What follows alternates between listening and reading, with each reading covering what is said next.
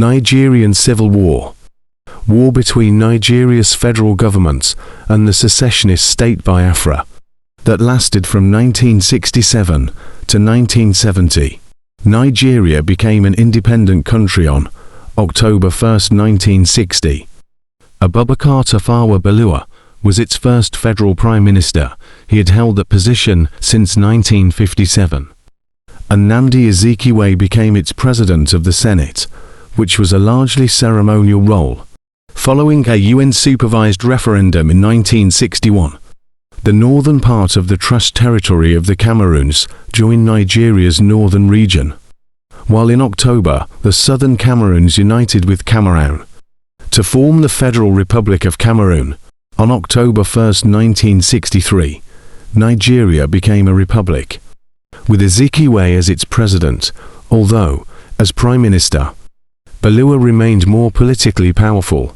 In Nigeria and its surrounding region, long-standing regional stresses, ethnic competitiveness, educational inequality, and economic imbalance being the most prominent, again came to the fore in a controversial census during 1962–63. In an attempt to stave off ethnic conflict, Nigeria's Midwest region was created in 1963 by dividing the Western region. Despite this division, the country still was segmented into three large geographic regions, each of which was essentially controlled by an ethnic group, the West by the Yoruba people, the East by the Igbo people, and the North by the Hausa Fulani people. Conflicts were endemic. As regional leaders protected their privileges, the South complained of northern domination, and the North feared that the southern elite was bent on capturing power. In the West, the government had fallen apart in 1962, and a boycott of the federal election of December 1964 brought Nigeria to the brink of breakdown. The point of no return was reached in January 1966, when, after the collapse of order in the West following the fraudulent election of October 1965, a group of army officers attempted to overthrow the federal government, and Balewa and two of the regional premiers were murdered. A military administration was set up under Maj. Gen. Johnson Agui-Inc., but his plan to abolish the regions and impose a unitary government met with anti-Igbo riots in the north. The military intervention worsened the political situation.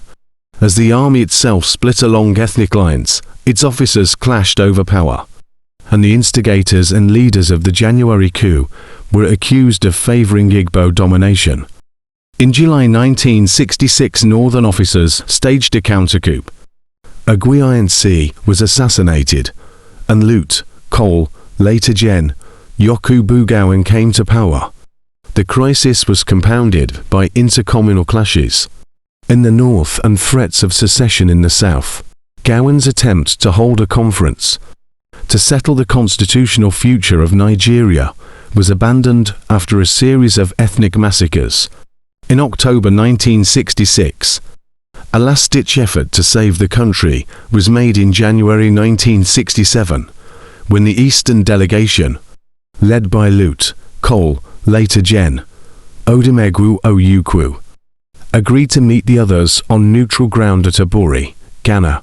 The situation deteriorated, however, after differences developed over the interpretation of the accord. In May, the Eastern Region's Consultative Assembly authorized Ojukwu to establish a sovereign republic, while, at the same time, the federal military government promulgated a decree dividing the four regions into 12 states, including 6 in the north and 3 in the east, in an attempt to break the power of the regions.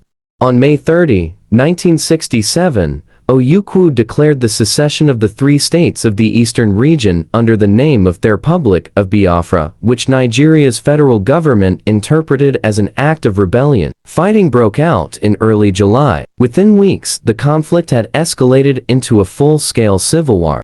In August 1967, Biafran troops crossed the Niger, Benin City, and were well on their way to Lagos before they were checked at Ore, a small town in western state now Ondo State. Shortly thereafter, federal troops entered Adenegu, the provisional capital of Biafra, and penetrated the Igbo heartland.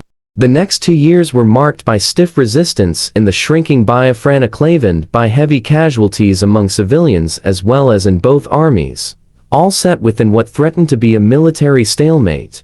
Peacemaking attempts by the Organization of African Unity, now the African Union, the Pope, and others were ineffective, and Biafra began gaining recognition from African states Côte d'Ivoire, Gabon, Tanzania, and Zambia.